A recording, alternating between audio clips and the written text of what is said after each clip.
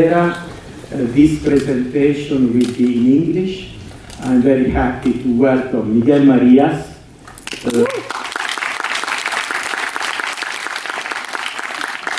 Miguel is an economist and a film critic, right?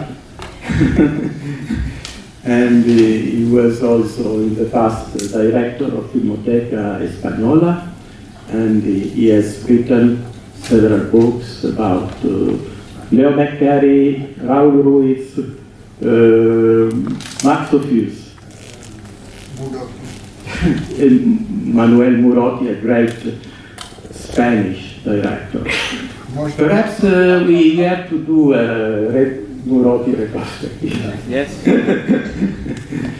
So you are going to see the second Douglas Sirk American film. This morning you have seen Scandal in Paris, and now Summer Storm. And tomorrow you will see the first American film, Hitler's Madman. It's not the correct chronological programming, but it was necessary for us for programming reason. So Miguel, you can present this film. Well, good afternoon, evening.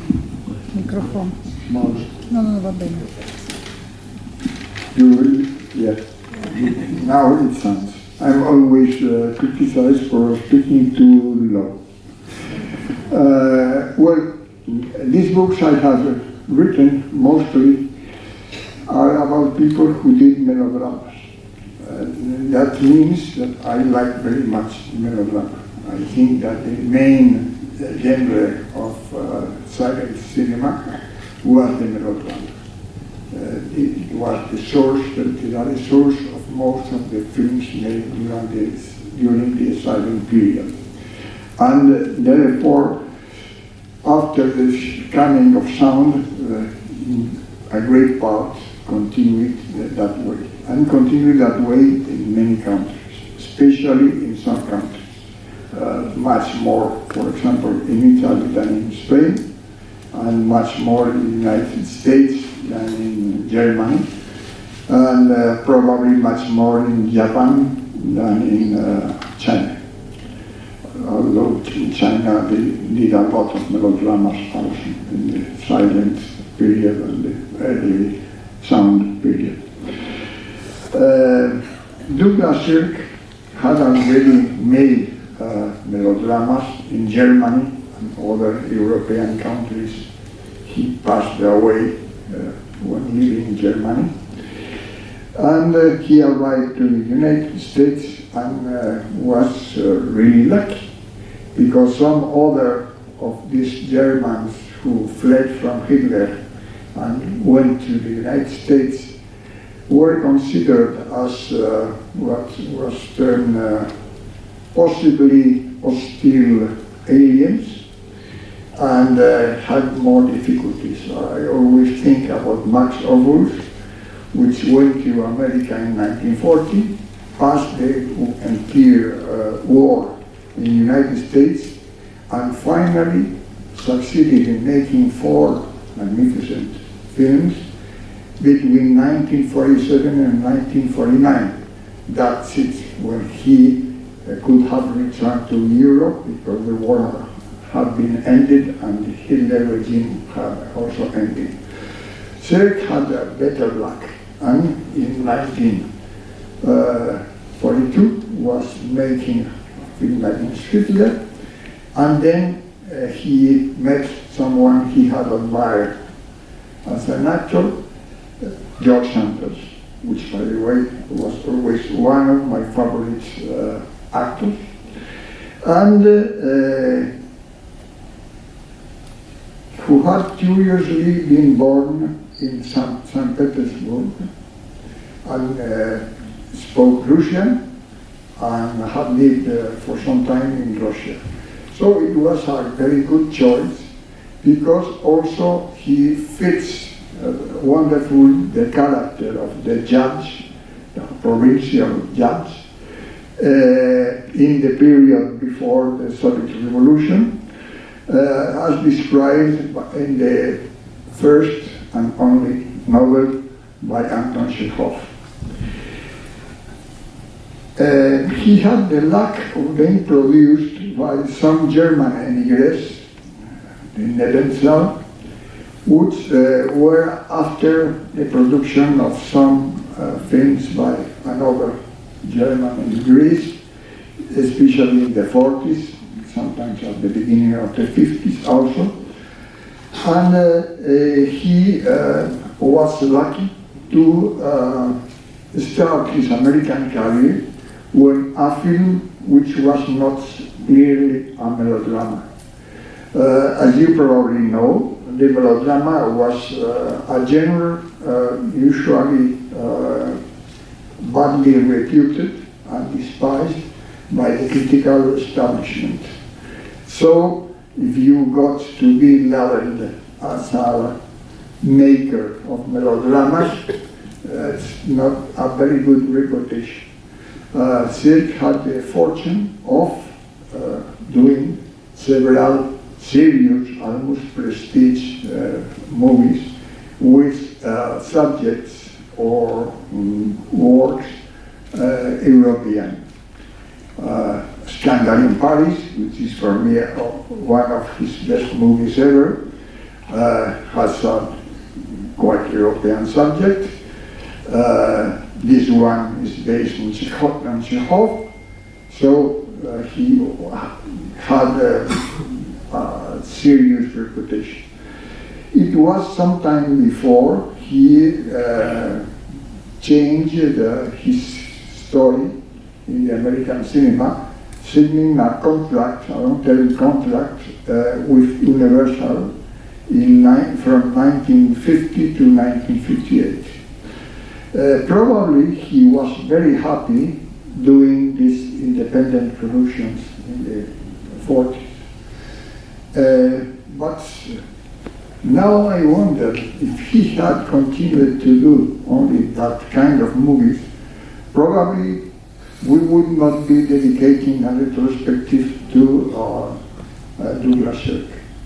Because the films that have really made him durably famous are mostly the melodramas he directed for Universal. This is probably quite unfair because, at least for me, some of his better movies are not at all well known. For example, Shockproof, for me, is one of his best films. Mystery Submarine is a film universally despised, which I found very, very good. And he has made some other films which are out of the melodramas, like Sin of the Pagan, about Attila, which I also find marvelous, and his most optimistic film, Captain Lightfoot, about Irish revolutionaries of the past, which also I think a very funny film. And also, as most of the great authors of melodramas, he had a penchant, repressed perhaps, for comedy. And No Room for the Gloom, for me, is a very good comedy. So he was, like most of the American directors of the classic period, someone who tried not to be labeled or exclusively in one genre, but to touch all kind of genres. I think that he had a free hand, and although if you remember having read the Chekhov book and see the movie, you get the impression that it is a faithful adaptation. If you revise both closely, you discover that this is a very free version of the novel, of a part of the novel, and with several changes that were made probably by himself, by Sirk. There is an adaptation in the credits seen by him and by Michael O'Hara, which he confessed afterwards that he was one of his pseudonyms. So he made the adaptation. In that adaptation, he changed several of the characters, introduced a new one, and put a kind of prologue and a kind of epilogue that happened both after the Soviet Revolution. And this makes a big change in the way that the story is regarded, and especially because I cannot tell you, I must only advise you to watch very carefully the attitude and the gestures of George Sanders during the trial, and also in the scene that takes part in and before the post office. Because there is the way in which, without saying anything explicitly, Sirk put his opinion about the characters and showed the thing that he always tried at the same time. As you progress in the retrospective, you will see that many characters in the Sirk films are people which are split or even torn between two drives, different drives.